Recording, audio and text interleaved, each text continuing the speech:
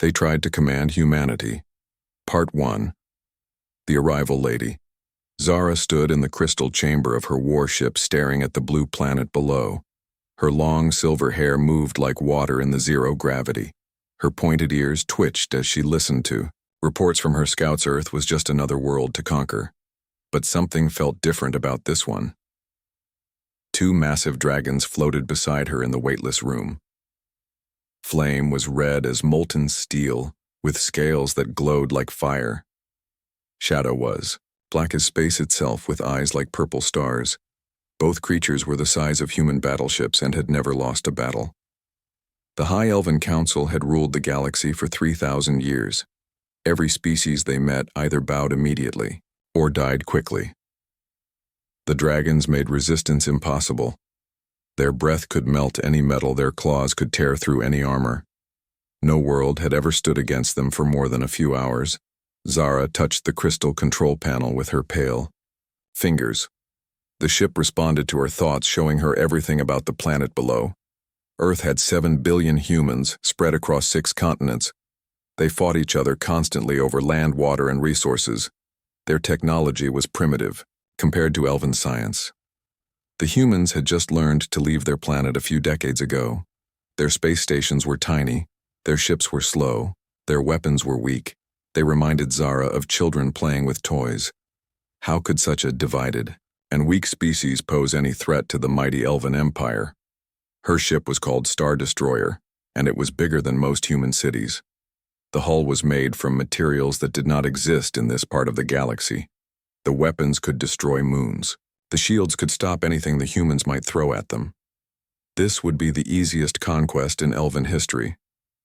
Captain Lisa Stone sat in the command center of Earth Defense Station, Alpha, orbiting high above the Pacific Ocean. She was 30 years old, with short brown hair and steady green eyes. Her uniform bore the patches of someone who had fought in the Mars colony wars and the asteroid belt conflicts. The alien ship had appeared 6 hours ago without warning. It was massive beyond anything humanity had ever seen. The sensor readings made no sense. The ship seemed to bend space around itself, and the energy signatures were off. All the charts. Admiral Kate Morgan paced behind Lisa, checking reports from observatories around the solar system. The alien vessel was alone, but that somehow made it more frightening. A single ship arriving like this meant either they were peaceful explorers or so powerful they needed no backup. Fleet Colonel Amy Davis worked at the weapons control station. Her fingers danced over the controls, checking every defense system Earth had. The orbital platforms were armed and ready. The moon bases had their missiles locked on target. Every ship in the system was moving into position. Commander Beth Taylor handled communications, trying to raise the alien ship on every frequency they knew. The vessel remained silent except for strange energy pulses that seemed almost like a heartbeat. The aliens were watching and waiting. But for what, Lieutenant? Mary Clark piloted her fighter squadron through practice maneuvers around the defense station. Her team was the best Earth had, but their ships were tiny compared to the alien vessel. Each fighter was smaller than one of the decorative fins on the strange ship. Major Sue Adams commanded the heavy cruiser New York in the outer defense ring. Her ship carried the most powerful weapons humanity had ever built. But the math was simple. Her entire fleet could fit inside the alien ship with room to spare. The waiting continued for hours. Earth tried every form of communication they knew.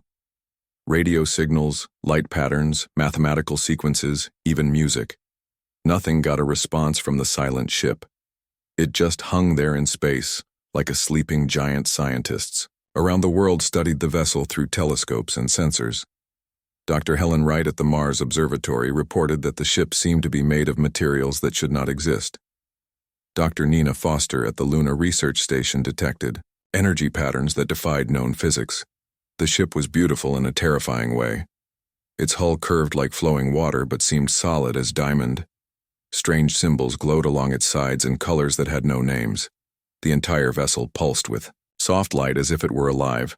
President Rachel Adams called an emergency meeting of world leaders. The question was simple. What did these aliens want? Earth had no idea if they were facing invasion diplomacy or something else entirely. The ship gave no clues about its intentions, General Patricia Lee coordinated military responses from the Pentagon. Every nation on Earth was preparing for the worst-case scenario, but everyone knew the truth. If these aliens wanted to destroy Earth, there was probably nothing humanity could do to stop them. The alien ship suddenly came to life. Energy readings spiked across every sensor on Earth. The strange symbols on its hull began flashing in complex patterns. The vessel started broadcasting on every frequency at once. A voice spoke in perfect English with a tone like silver bells in winter wind. The sound reached every human device on Earth and in space. Even the fighters and space stations with no communication equipment somehow heard the message clearly. I am Lady Zara of the High Elven Council. You are now subjects of the Elven Empire. Your species will serve our needs and follow our commands. You have 1 standard hour to signal your complete surrender. Any resistance will result in the total destruction of your world. The transmission ended. Earth fell silent for exactly 10 seconds. Then every communication channel exploded with activity. World leaders shouted orders. Generals demanded status reports. Scientists tried to understand what they had just witnessed. Captain Stone looked around the command center at the faces of her crew. She saw fear, but also something else. Anger. These aliens had just demanded that 7 billion humans bow down like slaves. The response forming in every human heart was the same. Admiral Morgan stepped forward and activated the main communication array. Her voice was calm and steady as she spoke for all humanity. This is Admiral Kate Morgan of Earth Defense Command.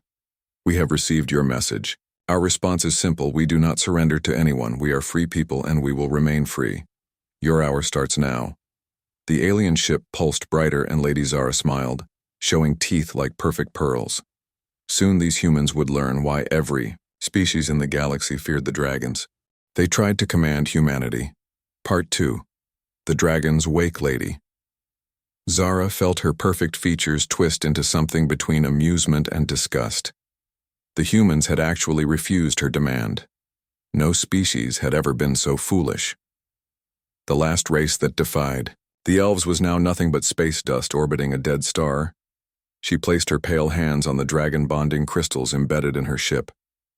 The gems connected her mind directly to flame and shadow, allowing her to share their thoughts and control their actions. The dragons stirred from their rest, sensing their masters rising. Anger Flame opened his massive eyes, which burned like twin suns. His scales shifted from deep red to bright orange as his body temperature rose. The dragon was eager for battle. It had been months since their last conquest, and he hungered for the taste of melting metal and burning ships. Shadow uncoiled her serpentine body, stretching wings that could blot out stars. Her scales absorbed all light, making her nearly invisible against the black of space. Only her purple eyes glowed, giving away her position.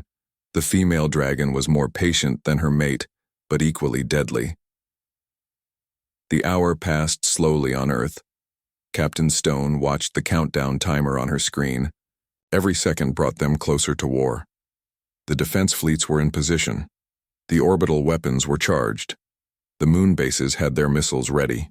Admiral Morgan stood beside her, studying tactical displays that showed the impossible situation. They faced one alien ship against the entire human space force. The mathematics were simple and terrifying, but mathematics had never stopped humans before. Colonel Davis ran final checks on every weapon system Earth possessed. The railguns were powered. The particle beams were focused. The nuclear missiles were armed. Everything humanity had learned about war was about to be tested against an enemy they did not understand. Commander Taylor maintained open channels with every human vessel in the system. From the massive dreadnoughts to the smallest fighters, every ship was connected.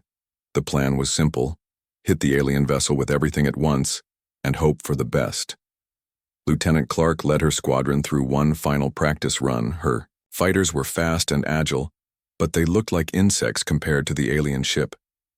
She thought about her daughter waiting for her on Earth and promised herself she would see the little girl again. Major Adams positioned her cruiser at the edge of weapons range. Her ship, New York, carried experimental weapons that had never been tested in real combat. The scientists promised they would work, but promises meant little when facing the unknown. The timer reached 0. Admiral Morgan opened communications. To the alien ship. Her voice carried across space with the weight of 7 billion souls behind it. Your hour is finished. This is our final answer. We will not surrender. We will not bow. We choose to fight. Lady Zara laughed, and the sound echoed through, her ship like breaking crystal. These humans were brave, she would give them that. But bravery without power was just another word for suicide. She touched the dragon crystals and spoke in the ancient elven tongue. My beautiful ones, it is time to feed. Show these children why the galaxy fears us. The Star Destroyer opened like a blooming flower. Massive bay doors slid apart, revealing the dragons in all their terrible glory. Flame roared first, and the sound somehow traveled through the vacuum of space, reaching every human ear. The roar spoke of burning worlds and dying civilizations. Shadow joined her voice to her mates, and together their cries shook the hulls of human ships. The dragons spread their wings, each one larger than a city block, and began to glow with internal fire. Their scales reflected starlight like mirrors made of molten metal. Captain Stone gripped her command chair as the alien ship transformed before her eyes. The elegant vessel became something from humanity's worst nightmares. Two creatures emerged that defied every law of physics she knew. Admiral Morgan gave the order that would change human history forever. All ships open fire. The response was immediate and overwhelming. Every human weapon fired at once. Railgun. Slugs screamed through space at incredible speeds, particle beams lanced out like spears of light. Nuclear missiles streaked toward their target, trailing fire. The dragons moved like liquid lightning. Flame dove toward the incoming fire, his scales, deflecting railgun rounds like raindrops. His breath weapon carved through missiles, turning them to vapor before they could detonate.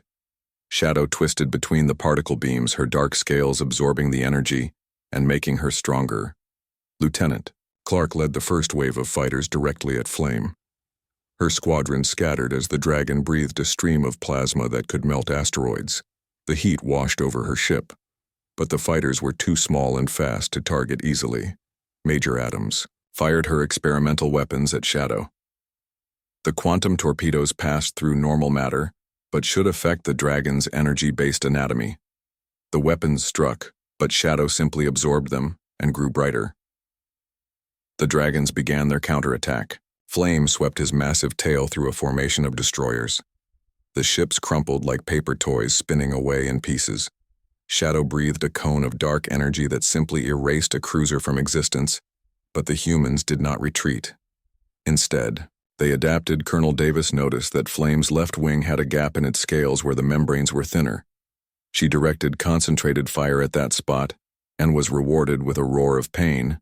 Commander Taylor coordinated a pincer movement, using the larger ships to distract the dragons while fighters attacked from blind spots.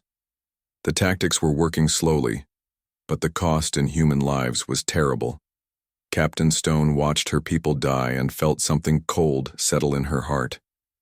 These aliens thought they could simply destroy humanity like they had countless other species. They were about to learn that humans were different. The battle raged for hours. More human ships arrived from Mars and the outer colonies. Captain Jennifer Walsh brought reinforcements from the asteroid mining stations. Commander Diana Foster led a squadron of experimental stealth fighters.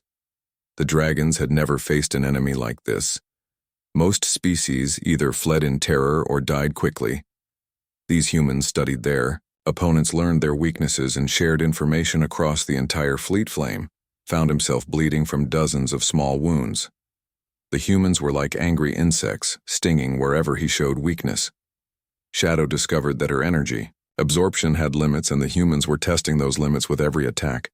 Lady Zara felt something she had never experienced before: uncertainty. Her dragons were the ultimate weapons, perfect killing machines that had conquered a galaxy. Yet, these primitive humans were actually hurting them. She opened a communication channel to the human fleet, expecting to hear pleas for mercy. Instead, she heard something that chilled her ancient heart. This is Admiral Morgan to all human forces. The enemy is learning our tactics, but we are learning theirs faster. Concentrate fire on joint areas where the scales overlap. Remember, we fight for our families, our freedom, our future. The dragons roared again, but this time the sound carried notes of frustration, and growing fear, they tried to command humanity. Part 3. Adaptation and Pain Lady. Zara pressed her hands against the dragon-bonding crystals harder, feeling her perfect nails crack under the pressure. Through the psychic link, she experienced every wound her dragons, suffered every human weapon that found its mark, sent waves of pain through her own body flame, twisted through space, trying to escape the swarm of human fighters that clung to him like angry bees. The small ships were too fast to catch, but too persistent to ignore. Each one carried weapons designed specifically to hurt dragons after studying their first attacks. Shadow had learned to fear the human stealth fighters that appeared from nowhere. Commander Foster led these ghost ships in hit and run, attacks that targeted the dragon's soft underbelly. The dark scales that made her nearly invisible also hid the growing network of cuts and burns. Captain Stone coordinated the battle from Earth Defense Station Alpha, watching her tactical display show impossible things. Human weapons were actually working against enemies that should have been unstoppable. The cost was terrible, with hundreds of ships destroyed. But they were learning. Admiral Morgan had moved her command to the battleship Washington, positioning herself in the thick of the fighting. She needed to see everything to understand how these creatures moved and thought. Her ship bore scars from dragonfire, but still fought on. Colonel Davis made a breakthrough discovery while analyzing weapon impacts. The dragon scales were not uniform. They grew in overlapping patterns like armor, but the joints between sections were vulnerable. Her new targeting data spread through the human fleet in seconds. Commander Taylor used the orbital communication network to share tactical information instantly. Every ship that learned something new about the dragons passed that knowledge to every other ship. The human fleet was becoming smarter with each passing minute. Lieutenant Clark dove, her fighter between Flame's legs, firing at the softer scales she found there. Her wingman Captain Janet Mills covered her retreat, while Sergeant Linda Hayes lined up for her own attack run. The pilots had stopped thinking about survival and focused only on victory. Major Adams brought her cruiser into close range, with Shadow using her ship's bulk to shield smaller vessels from dragonfire. The experimental quantum weapons finally found their mark when concentrated on a single scale, creating a hole that bled strange silver fluid. The dragons began to show signs of fatigue that Lady Zara had never seen before. Flame breathed fire less frequently, and his movements became slightly slower. Shadow had stopped absorbing human energy weapons, and instead dodged them, showing that her capacity had limits. Dr. Wright analyzed the battle from Mars Observatory and made a disturbing discovery. The dragons were not just weapons, they were living creatures with the same weaknesses as any biological entity. They could be hurt, tired, and possibly even killed. President Adams watched the battle from the Situation Room in Washington, surrounded by world leaders who had put aside all differences to face this common threat. The aliens had united humanity in a way nothing else ever had. General Lee coordinated reinforcements from every military base on Earth, and in the colonies, fresh ships arrived every hour carrying weapons built specifically for dragon fighting. The entire human industrial capacity had shifted to war production in record time. The battle entered its 8th hour, and both sides showed signs of strain. The human fleet had lost half its ships, but reinforcements kept coming. The dragons were wounded and tired, but still incredibly dangerous. Lady Zara began to consider something unthinkable. Retreat Captain Walsh arrived with the Mars Defense Fleet just as Flame made a desperate attack on the Earth Defense Station. Her ships formed a protective barrier, absorbing the dragons' fire, while the station evacuated non-essential personnel. Commander Foster led her stealth squadron in the deepest penetration, yet slipping past Shadow's defenses to attack the dragon's spine. The area where wings met body proved vulnerable, and silver blood sprayed across space like liquid starlight. Lady Zara felt the pain as if it were her own body being wounded. The psychic link that gave her control over the dragons also meant she experienced their suffering. Her perfect elven features were now twisted with pain and something else, fear. She had conquered 1,000 worlds and never felt afraid. But these humans were different. They did not fight like any species she had encountered. They learned, they adapted. They shared knowledge, and they never gave up even when facing certain death. Flame made a mistake born of pain and exhaustion. He turned too slowly while chasing a fighter squadron and exposed his wounded left wing to concentrated fire from 3 cruisers. The combined attack tore through membrane and bone, sending the great dragon tumbling through space. Shadow screamed in rage and pain, feeling her mate's injury through their mental bond. She abandoned her careful fighting style and charged directly at the human battle, line-breathing streams of dark energy that erased ships from existence. But the humans had been waiting for exactly this kind of attack. Admiral Morgan triggered a trap that had taken hours to prepare hidden missile batteries on asteroids and disabled. Ships fired simultaneously, creating a cage of explosions around the charging dragon. Shadow flew directly into the trap, taking dozens of nuclear warheads across her body. The explosions that should have killed her instead left her stunned and bleeding. Badly, her dark scales were cracked and silver blood leaked from multiple wounds. Lady Zara screamed in the crystal chamber of her ship, feeling every wound as if it were carved into her own flesh. The dragons were losing, and that was impossible. Nothing could defeat her beautiful weapons of war. She opened a communication channel to the human fleet, expecting to negotiate some kind of withdrawal, but the response she received shocked her to her ancient core. "This is Captain Stone of Earth Defense. Command, we have a message for you and your empire. Tell every species you have conquered that humanity remembers. Tell them that someone finally stood up and fought back." The human weapons fire intensified as fresh reinforcements arrived from the outer colonies. Captain Rebecca Turner brought mining ships converted to carriers. Captain Michelle Roberts led a squadron of cargo vessels turned into missile platforms. The humans were using everything they had, turning peaceful ships into weapons of war. The dragons faced not just a military but an entire civilization that had chosen to fight. The industrial might of 7 billion people was being turned against. Them Flame tried to rejoin the battle, but his left wing would not support him. Properly, he crashed into an asteroid and lay there breathing heavily, while human fighters swarmed around him like carrion birds. The great dragon was down, but not dead. Shadow attempted to reach her injured mate, but the humans had learned to separate the dragons. They formed walls of fire that forced her to choose between helping Flame and protecting herself. She chose survival, but the decision filled her with grief.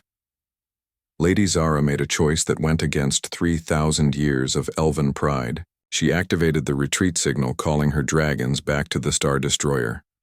The symbols on her ship's hull began flashing in the pattern that meant withdrawal, but the humans did not let them leave easily. Captain Stone led a pursuit force that followed the wounded dragons all the way back to their ship.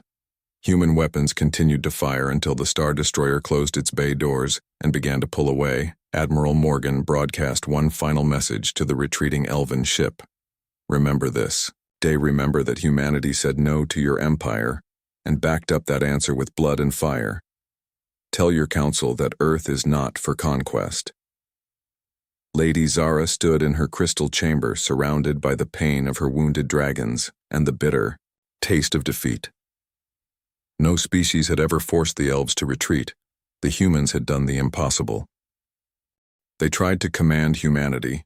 Part 4, The Council of Fear. Lady Zara stood before the High Elven Council in the crystal throne room of their capital world. Her silver hair was no longer perfect, and her pale skin showed the stress of defeat. The dragon-bonding crystals in her crown were dim, reflecting the wounded state of Flame and Shadow.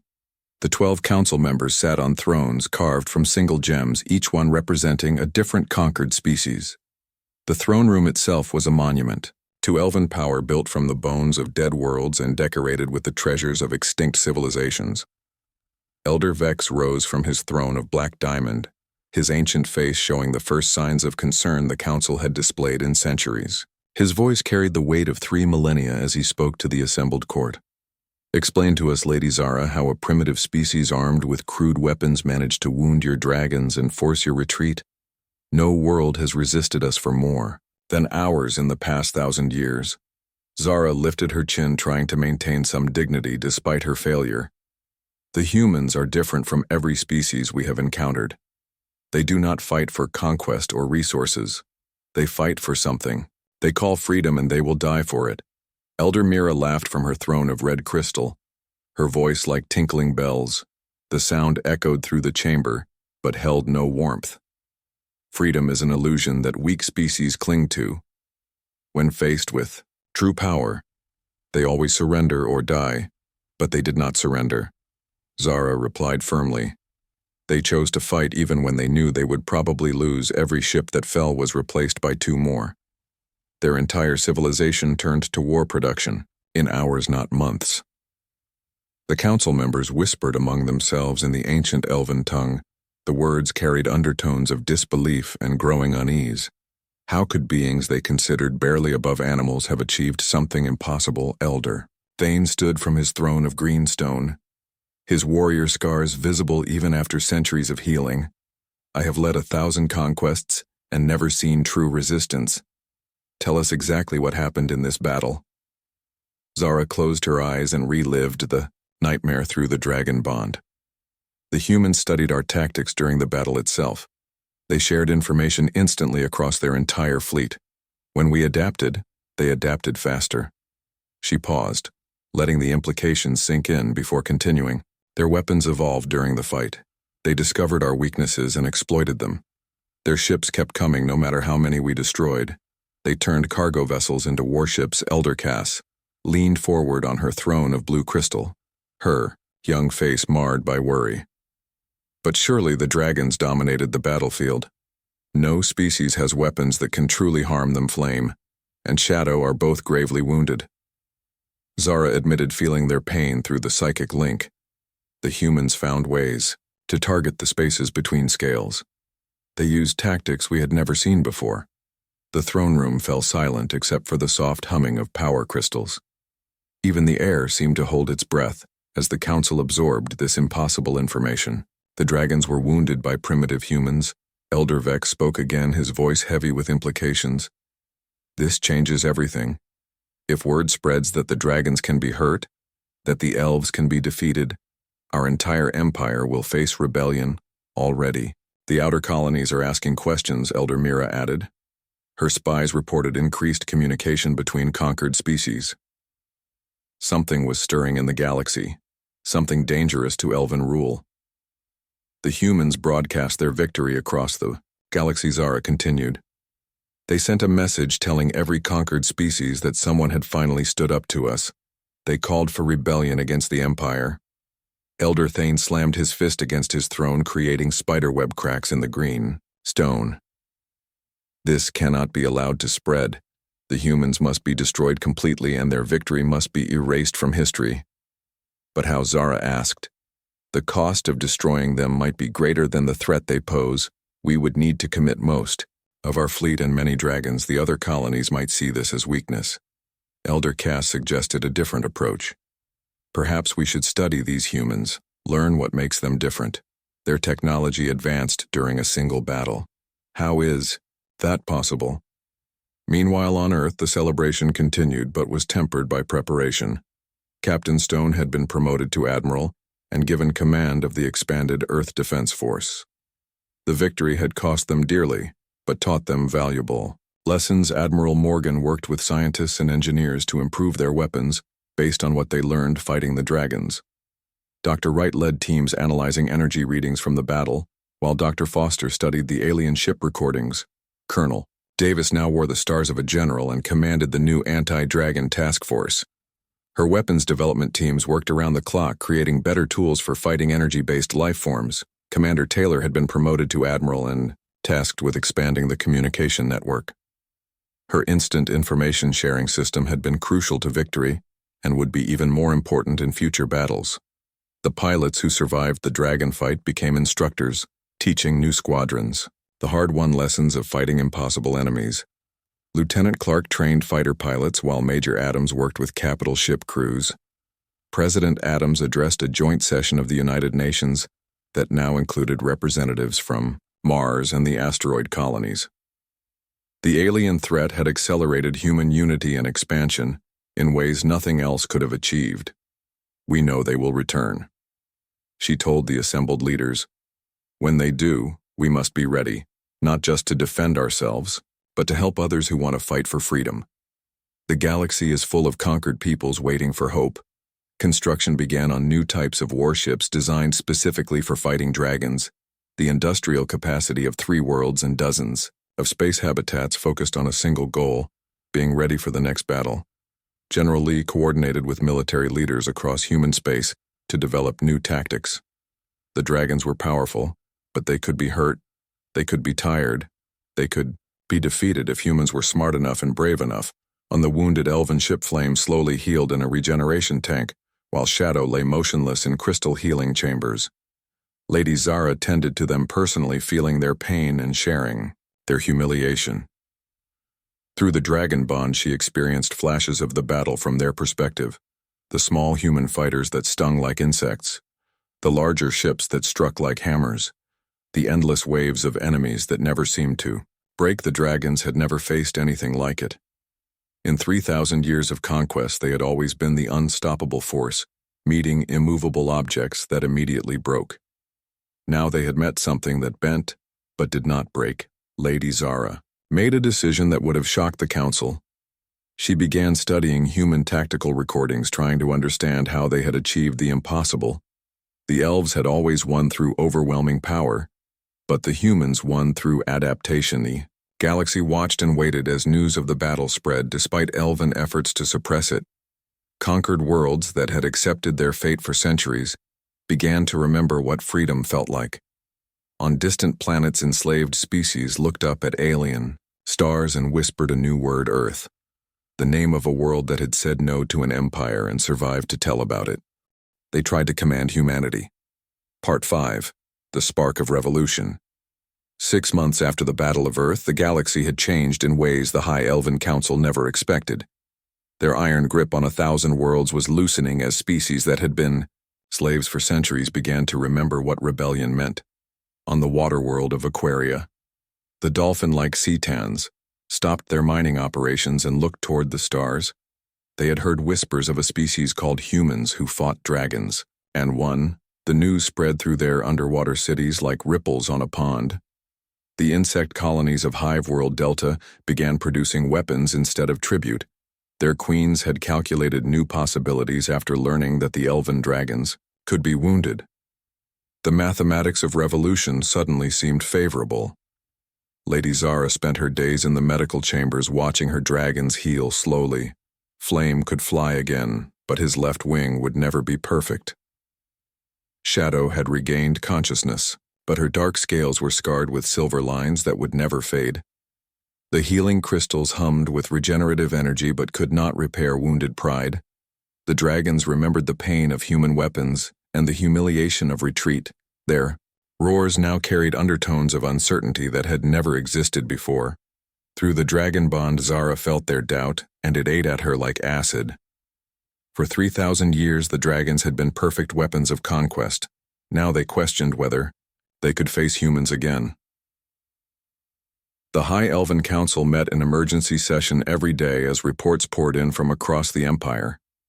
12 species had declared independence in the past month. More were following their example every week. Elder Vex aged visibly under the pressure, his perfect elven features showing cracks like old stone. The empire we built over millennia is crumbling because one primitive world refused to bow. How can this be happening? The humans have done more than defeat us in battle, Elder Mira replied. They have given hope to every conquered species. They have shown that resistance is possible. Our greatest weapon was fear, and they have broken it. Admiral Stone stood on the observation deck of the new battleship. Defiance, watching construction crews put finishing touches on the most advanced warship humanity had ever built. The vessel incorporated everything they learned: fighting dragons. The ship bristled with weapons designed specifically for energy-based enemies. Quantum disruptors that could interfere with dragon metabolism. Plasma nets that could entangle massive wings. Kinetic harpoons that could pierce even magical scales. Behind her, Admiral Morgan reviewed intelligence reports from across the galaxy. The human communication network now reached dozens of star systems, spreading both information and inspiration to anyone willing to listen. We are receiving messages from 17 different species requesting assistance with their independence movements, Morgan reported. Each one mentions our victory over the dragons as their inspiration. General Davis tested the new anti-dragon weapons on the firing range outside Luna City. The quantum torpedoes could now track energy signatures, while the particle beam arrays had been upgraded with targeting systems that learned from combat data. The weapons were impressive, but Davis knew the real breakthrough was tactical. The humans had developed fighting methods that turned the Dragon's greatest strengths into weaknesses. Mobility became vulnerability when properly exploited. Admiral Taylor coordinated communications with rebel groups across the galaxy. The network that had shared information during the Dragon battle now connected freedom fighters on dozens of worlds. Each species brought unique advantages to the growing rebellion. The Cetans could hide entire fleets underwater. The Hive Queens could coordinate massive swarms of small ships. The Rock People of Granite Prime were building Fortress Worlds. President Adams met with representatives from these allied species in the new embassy station orbiting Earth. The facility was designed to accommodate dozens of different environmental needs and had become the unofficial capital of the rebellion. "We cannot win this war alone," she told the assembled delegates. "But together we represent billions of beings who refuse to live as slaves. The elves have the dragons, but we have something more powerful, the will to be free on distant worlds." The revolution was spreading faster than the elves could respond. The crystalline beings of Prism stopped producing the focusing crystals essential to elven technology. The flying rays of Windworld refused to carry elven messages. Each act of defiance encouraged others until the Empire faced not isolated rebellions, but a coordinated uprising. The humans had not just won a battle, they had started a war that could free the galaxy. Lady Zara received orders from the council that filled her with dread. She was to take a fleet of 12 dragon carriers to crush the rebellion on Aquaria. The water world was strategically important, and its loss would encourage more defections. But she knew the truth. Her dragons were not ready for another battle with beings who fought like humans. The Cetans had been studying human tactics and adapting them to underwater warfare. The crystal chamber of her ship felt like a prison as she prepared for a mission she was not sure she could complete. Through the dragon bond she felt Flame and Shadow's fear. They remembered human weapons and the pain of defeat. Elder Thane arrived on her ship with news that made the situation worse. Intelligence reports suggested the humans were sending advisors to help train rebel forces. Earth was exporting not just weapons, but the knowledge of how to fight dragons on Earth. Final preparations were underway for Operation Liberation. Captain Clark led a squadron of volunteers carrying advanced weapons and tactical information to Aquaria. Their mission was to prove that humans kept their promises to allies. The volunteers knew they might not return, but they also knew their sacrifice would inspire others. Every human who died fighting for freedom would become a symbol that no empire could suppress. As Lady Zara's fleet prepared to depart for Aquaria, she received a final message from Earth, transmitted on frequencies the dragons could hear. The voice belonged to Admiral Stone and carried the weight of an entire species. "This is Earth to all beings who fight for freedom. We stand with you. We will teach you what we learned. We will share our weapons and our courage. The age of empires is ending. The age of free peoples has begun." The message was broadcast from thousands of human ships and stations, ensuring it reached every corner of the galaxy. The elves tried to jam the transmission, but human technology had advanced beyond their ability to stop Flame, and Shadow heard the message, and for the first time since their creation felt something they had never experienced before: doubt about their master's cause. The dragons had been bred for conquest, but the humans spoke of something else. Lady Zara felt their confusion through the psychic link and realized the terrible truth. The dragons were beginning to question not just their ability to win, but whether they should even fight. The Star Destroyer left elven space carrying its cargo of wounded pride and uncertain dragons. Behind it, the galaxy burned with the fire of rebellion that could never be extinguished. The humans had done more than win a battle. They had changed the fundamental equation of power in the galaxy. Fear was being replaced by hope. Empire was giving way to freedom. As the fleet traveled toward Aquaria, Lady Zara wondered if she was flying toward her people's greatest victory or their final defeat. The dragons remained silent, but their doubts spoke louder than their roars ever had. The war for the galaxy had begun, and For the first time in 3,000 years, the elves were not certain they would win. The humans had taught everyone the most dangerous lesson of all, that even the mightiest empire could be defeated by those brave enough to try. Earth had answered the call to surrender with defiance, and that defiance was spreading like fire across the stars. The age of dragon conquest was ending. The age of human inspiration had begun.